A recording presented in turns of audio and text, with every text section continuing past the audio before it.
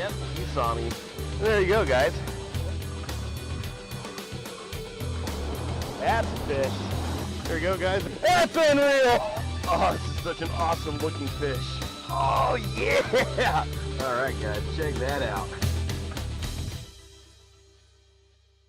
What's up, everyone? Scott the TroutHammer here, and this is actually the first time I've recorded on this camera in more than a month because for the last couple of weeks I've been using the new camera for the channel. So I don't know if you guys have noticed an uptick in the quality of content on the channel, at least on the video side and especially on the sound side. That's because I've been using my new GoPro 2018 Hero. So if you guys don't know the difference, the GoPro Hero is sort of like the, I don't so much want to call it the budget version of the GoPro. It basically is the same chassis and same quality video of the like GoPro 6 or 7, whichever one you get. I got the 2018 one, so this is a GoPro 6 model. It just doesn't have a lot of the bells and whistles, a lot of the like higher end features that the actual GoPro 6 does. A lot of things that a channel my size really doesn't need. I just need something that can record video well, and then I can adjust things on the editing side. So this is sort of going to be a review video talking about what this camera can do also. But if you guys haven't already, or if you guys are new to the channel, go ahead and hit that subscribe button down there, notify bell next to it, so you're going to be the first to see all the great content that's going to come from this channel. And when you subscribe, if your account setting is on public and I can read your name, I'll give you a shout out in the video I record over the weekend. So right out of the gate, why did I go with the GoPro Hero 2018 and not with the full-blown GoPro Hero 6? Well, like I said, the Hero 6 has a lot of features that I looked into and I don't think I actually need for the channel. So the price point was definitely there to go for the Hero 2018. There's, like I said, a lot of features I didn't need. Also, the deal I got on Amazon, this thing came with the mount harness, came with a bunch of accessories that I knew I was going to use, came with a 64 gigabyte micro SD card. Huge bonus there. The biggest reasons I went with this camera, actually. Number one, video quality. The quality and crispness of the video is far and beyond the camera I've been using for the last 2 years on the camera. I've been using the Akaso EK7000, which when I got the camera cost $60, and I mean, it definitely served its purpose for the last 2 years. I mean, the channel's grown at a really great rate using this camera, but I'm excited to see how far the channel is going to go with a better camera like this. But also the sound. I've noticed the microphone on this camera is really sensitive. I don't have to talk as loud. I'm actually kind of having to reteach myself to project my voice for this camera. The microphone isn't as good on the Akaso as far as the Hero 2018 is concerned.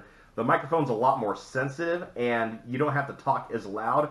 It picks up the sound of, so like say I'm out fishing and I have a friend fishing with me. So many times they would say something and this camera would miss it because it doesn't have as sensitive a microphone. This one has so much more sensitive of a microphone, it actually picks up clearly what the person I'm fishing with would say up to like, I don't know, 30 yards away. But the downside to that being is if it's windy, this thing doesn't hear a thing. It just picks up the wind, and you're going to have a lot of wind static when you're recording. So to get around that, I recommend getting a wind slayer, or they actually make these little puff guards that you can just rubber band right around the lens of the camera that covers the microphone itself.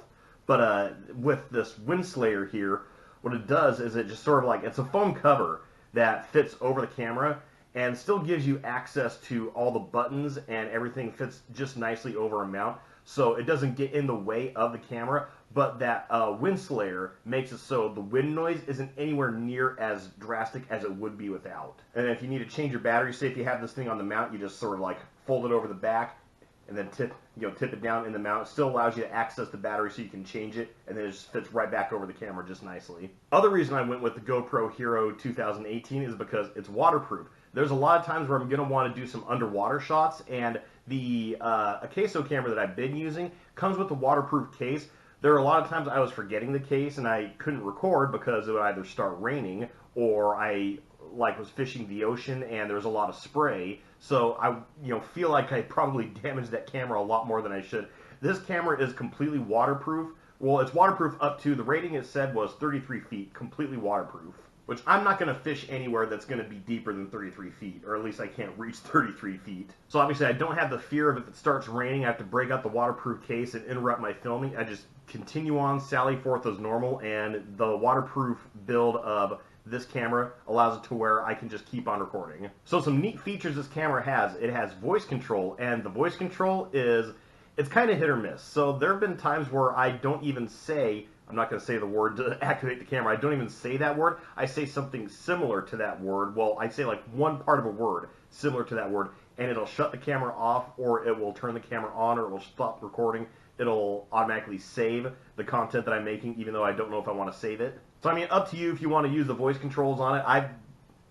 I've kind of gone back and forth. I think I'm actually going to turn the voice controls off myself and just go off of the buttons for everything I want to do. It has an image stabilization option. Now, I tested it, and it didn't look like it did as much as I thought it would, but I was also shaking the camera pretty hard and seeing if the image stabilization was working. It looked like it was working on the screen when I could see what I was recording, but when I actually got to the editing side, it was like I was in an earthquake or something. So probably good for just like usual like movement, stabilizes the frame just a little bit better, makes motion blur go away, and doesn't make the camera as shaky as it would be. But otherwise, I mean, you're not going to be bouncing up and down. Well, some people might get this if they're going to go like mountain biking or some sort of adventure type video where they're going to have it mounted on their head or whatever to show a trek or something like that. Then you definitely have the benefit from that. But for me, I haven't really seen as much of a benefit from the image stabilization. So a word on the video quality and the way you record on this. If you have a big enough micro SD card, like if you have a 128 gig micro SD card, I definitely recommend going with that, because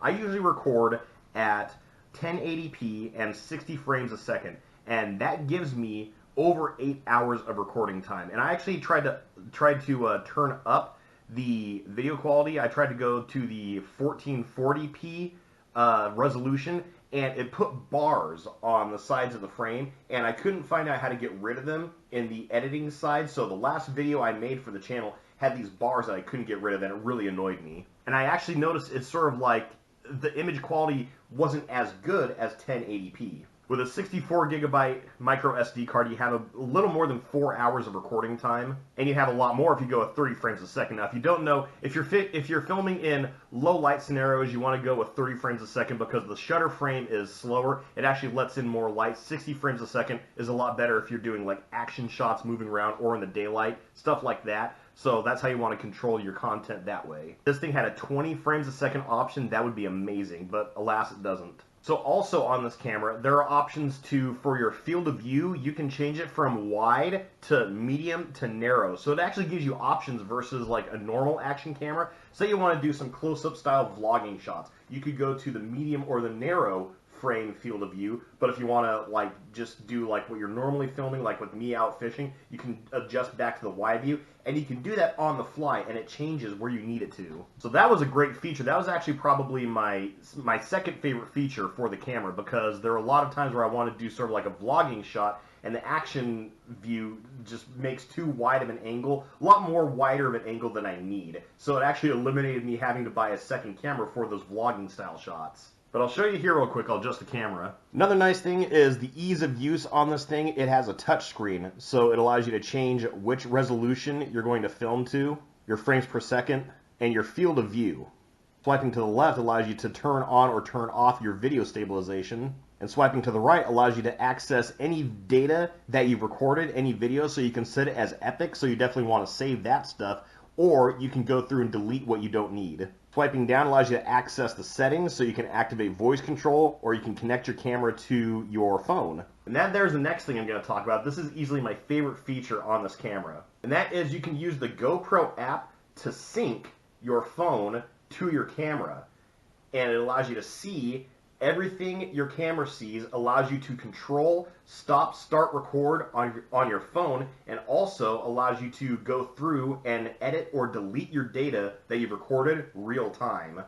And this feature was super handy when I did my clam catch and clean video, because what I did was I had my camera set up off to the side while I was cleaning the clam, and I had my phone set up synced to it, so I had it set up right in front of me so I could see exactly what I was filming while the camera was filming off to the side. And that's a feature I'm definitely going to take advantage of when I start doing some underwater filming, is syncing my phone to the camera so I can see exactly what I'm filming. So like when I have this attached to the end of the selfie stick and I'm filming underwater, I can see exactly what I'm filming so I can adjust the shot as I need to. If I see something in the water, like if I see a fish or a bed, I can adjust the camera exactly how I need to. Probably going to be some other ways I'm going to, use this, like if I need to see something's under my house, like film underneath, you know, it's going to make it a lot easier to do that. And honestly, this has already spoiled me because for so long using this camera, I didn't know if the battery died. It wouldn't give me any indication other than the red light on the top would stop blinking, but it wouldn't give me any audio indication, and I wouldn't be able to know exactly when I stopped recording because the battery died. So many times I caught a fish because the camera stopped and I didn't notice. This thing actually makes a noise. It beeps a couple times letting you know the battery's dead, and then you know, catches your attention. You look down and it tells you low battery turning off. So that's my review for the GoPro Hero 2018. Now this isn't a sales pitch for the camera. I'm not sponsored by GoPro. I'm not sponsored by Amazon, the company I bought it from. I don't get any sort of kickback for this video. I just wanted to give a review for the camera, show the features for it. You know, if I had to give it a rating right now, I'd give it maybe a 4.5 star rating. I wouldn't give it the full 5-star rating. There are some things that I don't like about it, but they're sort of like on the side things. There's nothing wrong with the way the camera operates itself. I just think sometimes it gets really warm, and then also, like I said, the microphone's so sensitive, you really need a wind slayer to be able to film outside in the wind. Let me know what you guys thought down in the comments below. Let me know if you guys have the same model camera, or if you guys have a slightly different model camera, what you guys think about it. Again, if you haven't already, go ahead and hit that subscribe button down there, notify bell next to it, so you're going to be the first to see all the great content that's going to come from this channel. Thank you guys so much for watching, and as always, tips up, tight lines, and have fun fishing.